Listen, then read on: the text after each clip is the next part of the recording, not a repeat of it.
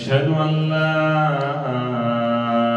إله إلا الله أشهد أن لا إله إلا الله أشهد أن محمدا رسول الله أشهد أن محمدا رسول الله حي على الصلاة حي على الصلاة حي على الفلاح حي على الفلاح الله أكبر الله أكبر لا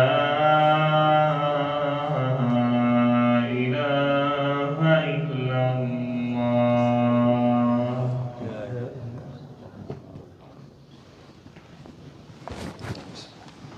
إن الحمد لله نحمده ونستعين به ونستهديه ونستغفره ونعوذ بالله من شرور أنفسنا ومن سيئات أعمالنا من يهده الله فهو المهتد ومن يضلل فلن تجد له وليا مرشدا والصلاة والسلام على أشرف الخلق أجمعين سيد الأنبياء والمرسلين حبيب رب العالمين سيدنا محمد صلى الله عليه وعلى آله وصحبه ومن تبعهم بإحسان إلى يوم الدين. اللهم اجمعنا معهم في عليين بعد يوم الحساب من غير حساب ولا عذاب يا رب العالمين آمين. Dear brothers and sisters, قال الله عز وجل يا أيها الذين آمنوا اتقوا الله يا أيها الذين آمنوا اتقوا الله ولتنظر نفس ما قدمت لغد. Dear brothers and sisters, our life is a journey. It's not the destination. And the destination, it's either Jannah or Nar. Either paradise or, وَالْعِيَاذُ بِاللَّهِ, the hellfire. And when we talk about the hellfire, we have to remember this ayah that says, يَا أَيُّهَا الَّذِينَ آمَنُوا قُوا أَنفُسَكُمْ وَأَهْلِيكُمْ نَارًا قُوا أَنفُسَكُمْ وَأَهْلِيكُمْ نَارًا. So we have to understand, and we have to also make our own families and children understand that we live in a life that is so temporary, a life that has an expiry date, a life that is a test for al-akhirah. And we have to protect ourselves and our families. Our real test, our real success depends on how much effort, after tawfiqillah, how much effort and how much knowledge we know about putting that proper effort to save our own selves and our own families from nar. This is life. And the time is so limited, I wanted to share with you my own experience lately with our children, with the youth. And I had many sessions lately with kids between age 8 and 12 and kids between age 13 and 18. Alhamdulillah, in our beautiful masjid, we have a lot of sessions that we invite different speakers, and the goal is to empower the whole family, and especially the young ones, with the proper knowledge of Islam, and empower them with how they can pass the test. And I personally was shocked after living here almost 20 years that even those kids who belong to families, Muslim families, mashallah, practicing Islam, because that's why they come to the masjid, because they are among the families who loves Islam, comes to the masjid, people of masjid. Yet, when I did check the foundation of these children, of all ages, when it comes to the real meaning of La ilaha illallah, Muhammadan Rasulullah, what is the aqidah? How strong is the aqidah in their life?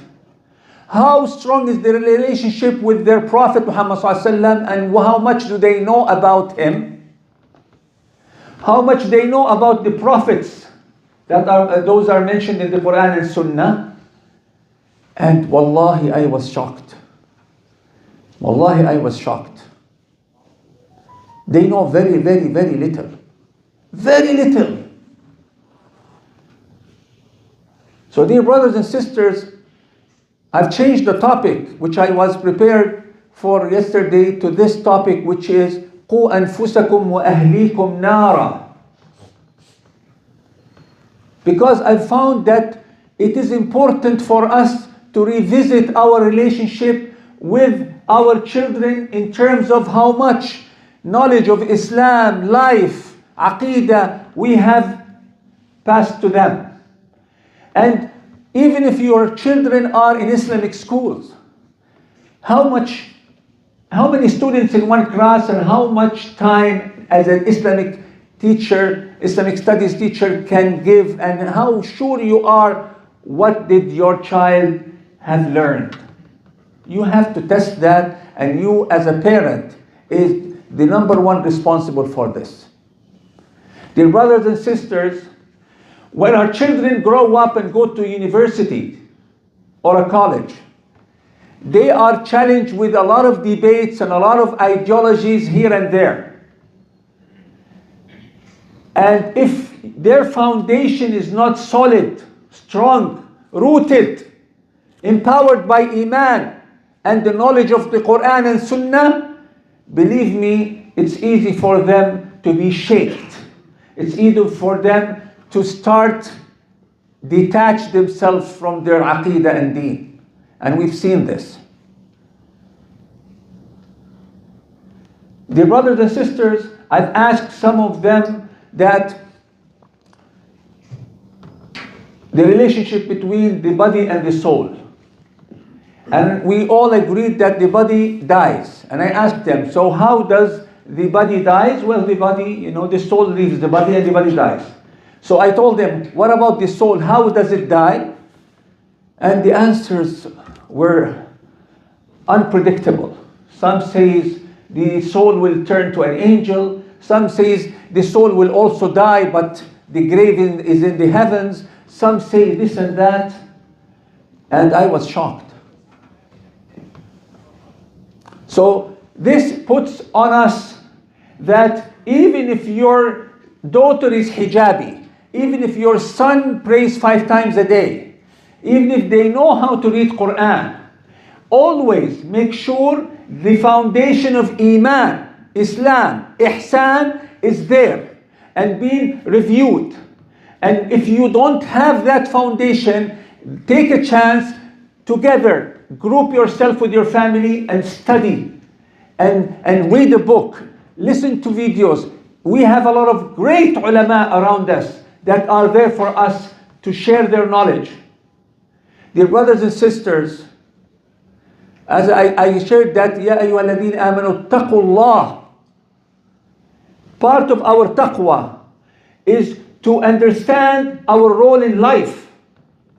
Putting halal food on the table is not enough. You are feeding their bodies. We have to feed their souls. Dear brothers and sisters, our generations to come, they are the extension of you. They are the real thing that you want to produce for life and leave behind you to get hasanat. And I will share with you things to do. 3 things only for today.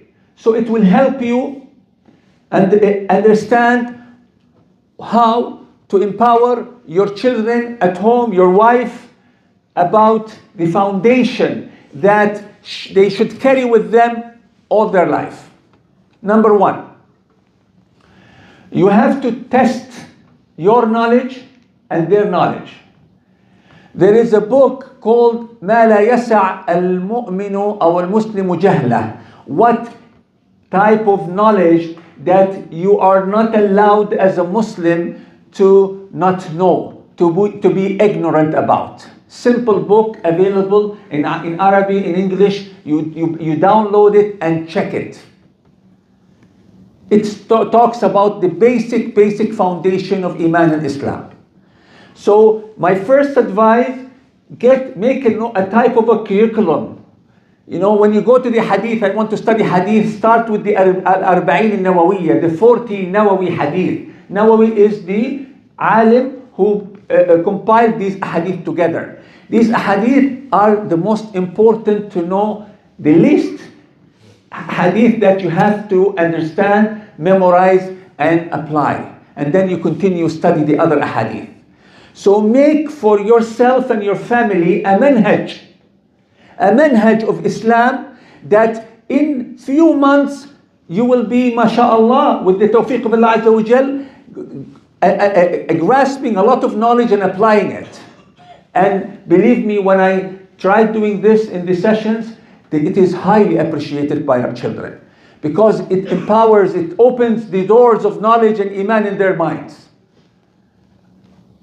That's number one. Have a manhaj, have a program. Number two, you have to make sure they understand how to defend their Islam and Iman.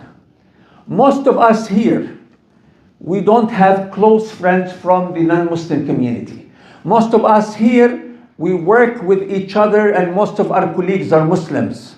Most of us here have minimum interaction with our non-Muslim neighbors. But we don't know how much interaction our children have with the non-Muslims. And we don't know that our kids, they will just adapt or learn by experience how to deal with that community. It is very dangerous to leave it up to them. We have to teach them, and if you don't know, ask others to help you, how our children in the school, in the university, in wherever they go, what is the way to deal with non-Muslims? What are the limitations? Where they can be so close, where they cannot be so close? And not just leave them to learn by themselves. And there's a lot to say in this file, but again, the khutbah has only a few minutes left. I'm just giving you general topic advices, and you have to research and ask and go on. So number one, you have to have a manhaj, have a program at home to strengthen the foundation of your aqidah, iman, and Islam and ihsan with your children. They don't know what la ilaha illallah means. The literal meaning everybody knows. There is only one God worth worshipping. Okay, what does that mean in practice? Nobody answered that question. I told them simply, you have only one perfect boss, who is Allah. Allah is your boss. Everything you do, check with the boss. He approves it, do it. He doesn't approve it, don't do it. That's a language, one of the types of language as a teacher you can do with your children. And there's much more. Second, your children are different generation, living in a different community than you. So they have to have a more powerful information, more advices on how to deal with the outside world. Without that, you're just leaving them to try and error, and that's dangerous. And you have to ask others, what great advice, my kids is going to university or school, what should or should not they do? How can I talk to them about it? Because sometimes we don't know. Number three, and that's always have to be there. Make strong dua that we need the help of Allah. Because our efforts are just efforts. When you wake up in the morning and before you sleep, اللهم إني استودعتك أبنائي وبناتي فاحفظهم بحفظك وارعاهم برعايتك. Oh Allah, I put my kids as a trust with you. I trust you to give them guidance. I am a weak servant. I'm just a human being, a creature with very less power. Ask Allah all the time. Because whatever you do, it's not enough. But what you do, this could be little, with the help and guidance of Allah, your Lord, your Razzaq, that will make the little thing you do have a huge impact on your family and on your life. أقول قولي هذا فاستغفر الله لي ولكم يا فوز المستغفرين.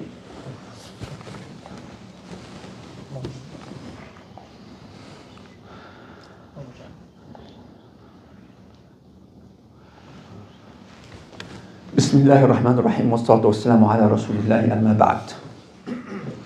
I really have to shock you a bit. Graduate of grade 12 in some Islamic schools, some of well-known Islamic schools. And I'm not blaming the school. I'm blaming myself as a parent, as a family, and the families. When I ask them what is Arkanul Islam, what is Arkanul Iman, the best answer you get, I know some of them, and they mix. And they said, we study it, but we forgot.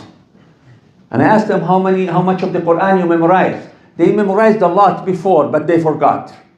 So my last advice is everything you have in your life, even your body, your soul, your children, your wife, your house, your car, everything needs maintenance, regular maintenance, regular checkups. Don't take anything for granted. Even your own iman needs protection and always empowerment. So never sit down and relax. There is no time for relaxation anymore. The day could be my last day, tomorrow could be my last day. I have to do my best to face my book, read my book Yawm al-Qiyamah, knowing I did the right thing in the right time. So we've discussed what our duty is, and that's just a little bit of our duty. But as I told you, maintenance, maintenance, maintenance. For yourself and your family and your children. They are amana. And may Allah help us in carrying the amana. And with the trust in Allah Azza wa Jalla and the continuous real dua from your heart, with full submission, wallahi, Allah will help us. Because He promised to help those who continue to connect with Him, with dhikr, with dua, with submission and belief. And we live in a world that the challenges are increasing every single day, but yet Allah gives us the means to face the challenges, and some of us will look for the means and get them, grasp them. Some of us will just live whatever comes to them without actually understanding their role, understanding the word, and get so busy in the dunya matters, and then it's too late to fix anything after so long. May Allah bless all of us. May Allah protect us and our families. Allahumma اغفر لنا وارحمنا. اللهم اغفر لنا وارحمنا. اللهم ارحمنا فوق الأرض وتحت الأرض ويوم العرض عليك. اللهم لا تجعل لنا ذنبا إلا غفرته ولا هما إلا فرجته ولا حاجة من حوائج الدنيا لك فيها رضا ولنا فيها قضاء إلا يسرتها برحمتك يا أرحم الراحمين. اللهم اغفر لنا ما قدمنا وما أخرنا وما أنت أعلم به منا. اللهم حرر المسجد الأقصى. اللهم حرر المسجد الأقصى. اللهم حرر المسجد الأقصى. اللهم حرر المسلمين من كل طغيان.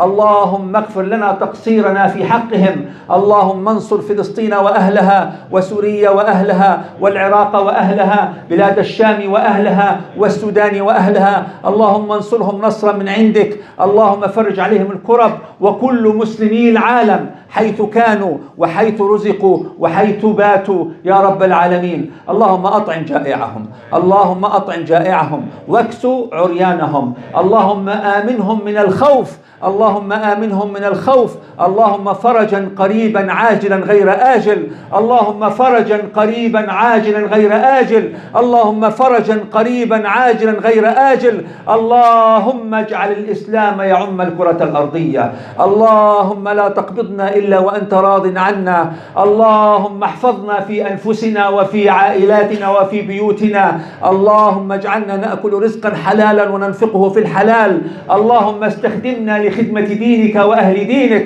اللهم استخدمنا ولا تستبدلنا. اللهم استخدمنا ولا تستبدلنا. اللهم استخدمنا ولا تستبدلنا. إن الله وملائكته يصلون على النبي يا أيها الذين آمنوا صلوا عليه وسلموا تسليما. وأنت يا أخي أقم الصلاة.